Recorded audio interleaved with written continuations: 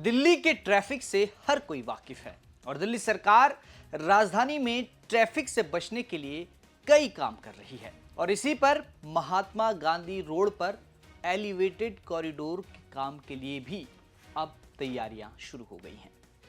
इससे यात्रियों को सीधा फायदा होगा, जाम की समस्या से निजात मिलेगा, जो कि सबसे बड़ी समस्या अगर दिल्ली में देखा जाए तो प्रदूषण के बाद जाम की बहुत बड़ी समस्या रहती है, उससे निजात मिलेगा। क्या है ये पूरा एलिवेटेड कॉरिडोर, इसमें कितना वक्त लगेगा और क्या कुछ इसमें रहेगा, आज ट्रैफिक सिग्नल के इस एपिसोड में मैं आपको बताऊंगा।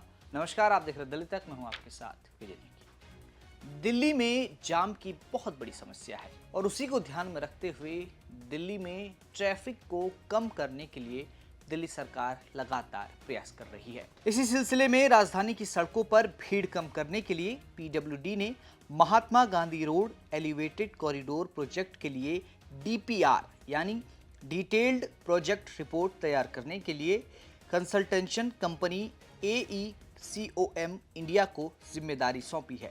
ये विस्तृत परियोजना रिपोर्ट करीब 24 हफ्तों में पूरी हो जाएगी और इसमें 3D मॉडल, टेक्निकल डिजाइन और लागत अनुमान शामिल होंगे।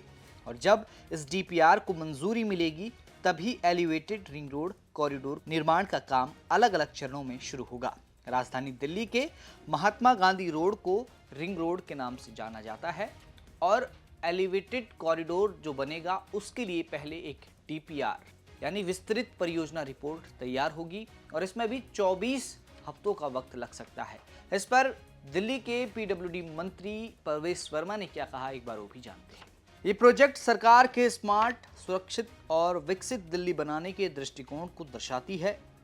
AECOM के डीपीआर में यातायात विश्लेषण, पर्यावरण और सामाजिक प्रभाव अध्ययन, ग्रेड विभाजक, अंडरपास, पैदल यात्री क्षेत्र और स्मार्ट सिग्नल प्रणाली के प्रस्ताव शामिल होंगे। कंसल्टेशन कंपनी इस सड़क मार्ग को दिल्ली मेट्रो और अन्य सार्वजनिक परिवहन से जोड़कर अंतिम छोर तक आसान और सुचारू संपर्क सुनिश्चित करेगी।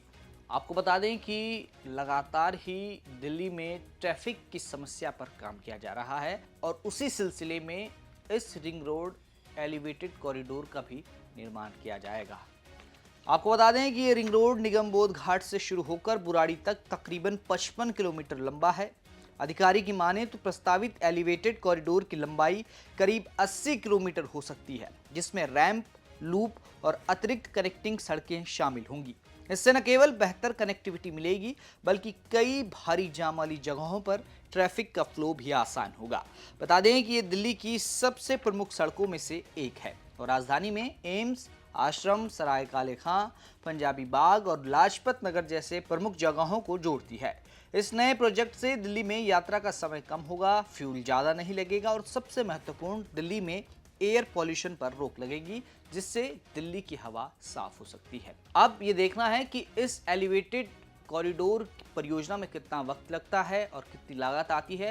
ये सब अनुमान लगाया जाएगा जब डीपीआर रिपोर्ट तैयार होकर आएगी और जब उस रिपोर्ट को मंजूरी मिलेगी तब इस परियोजना पर काम होगा। लेकिन जैसे ही ये परियोजना पूरी होगी, इससे यात्रियों को काफ़ी सहूलियत मिलेगी और साथ ही उन्हें जाम से भी निजात मिलेगा। आज ट्रैफिक सिग्नल के इस एपिसोड में इतना ही। दिल्ली की तमाम खबरों को देखने के लिए आप देखते रहें दिल्ली तक।